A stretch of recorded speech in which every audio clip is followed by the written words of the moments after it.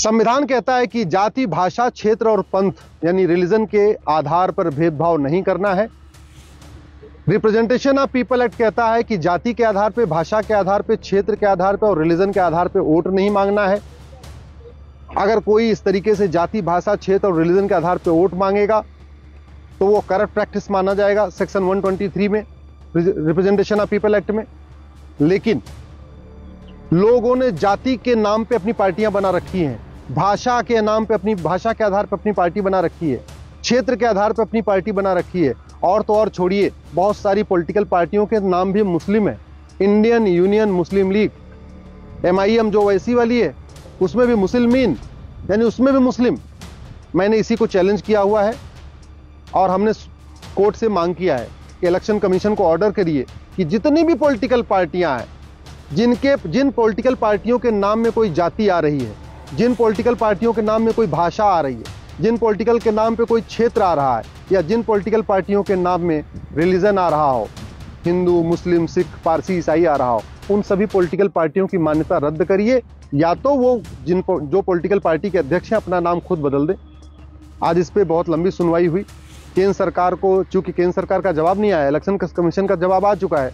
Election commission कह रहा है कि हम पिछले 10 साल से अपना रजिस्ट्रेशन नहीं कर रहे हैं। लेकिन सवाल यह है कि नया रजिस्ट्रेशन तो नहीं हो रहा, लेकिन जिन पॉलिटिकल पार्टियों में ऑलरेडी नाम है, जैसे इंडियन यूनियन मुस्लिम लीग है, MIM है, ऐसे और भी पॉलिटिकल पार्टियां हैं जिनमें जाति लिखी हुई है, भाषा लिखा हुआ है, क्षेत्र लिखा हुआ है। तो कोर्ट ने कहा है कि केंद्र सरकार अपना इस पर स्टैंड क्लियर करे। जब केंद्र सरकार का जवाब आ जाएगा तो इसके बाद इसकी फाइनल हियरिंग 14 दिसंबर को होगी। हमारा ये कहना है कि संविधान कहता है देश की एकता अखंडता मजबूत करो। संविधान कहता है भाषाई भेदभाव खत्म करो, क्षेत्र का भेदभाव खत्म करो, जाति का भेदभाव खत्म करो, रिलीजन का भेदभाव खत्म करो।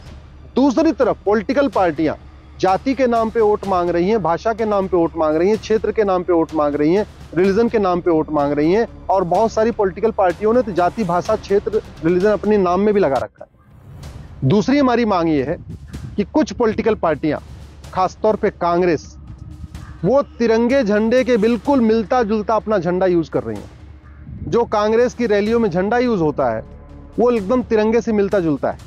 कांग्रेस, उसमें केवल गोल सर्किल नहीं होता है, बाकी वही तिरंगा यूज हो रहा है। जबकि कानून ये कहता है कि तिरंगा झंडे का कोई मिसयूज नहीं होगा, किसी पॉलिटिकल काम के लिए मिसयूज नहीं होगा, उसका अपमान नहीं होगा। आज की डेट में आप देखिए, जब भी कांग्रेस की रैली होती है वहां आप जाके देखिए तो जो कांग्रेस का झंडा है लगभग तिरंगे झंडे से पूरा मिलता जुलता है, और बाद में लेके आते हैं लोग, छोड़ के वहीं चले जाते हैं। लोग उसके ऊपर पैर रख के चलते हैं, तो अपमानित करते हैं। तो एक तरीके से ये जो हमारा फ्लैग है उसकी इंसल्ट हो रही है, राष्ट्रीय झंडे का अपमान हो रहा है। तो इसलिए कांग्रेस का जो झंडा है उसको भी कांग्रेस को कहने की जरूरत है कि आप इस झंडे को यूज मत करिए। कांग्रेस तिरंगा झंडा न यूज कर पाए, ये एक मेरी मांग है।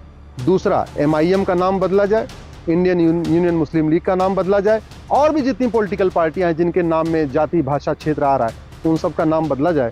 माननीय कोर्ट ने ये कहा है कि मामला मैटर बहुत गंभीर है, इसलिए केंद्र सरकार के जवाब को भी सुनना आवश्यक है, और 14 दिसंबर को इस पर अंतिम सुनवाई होगी।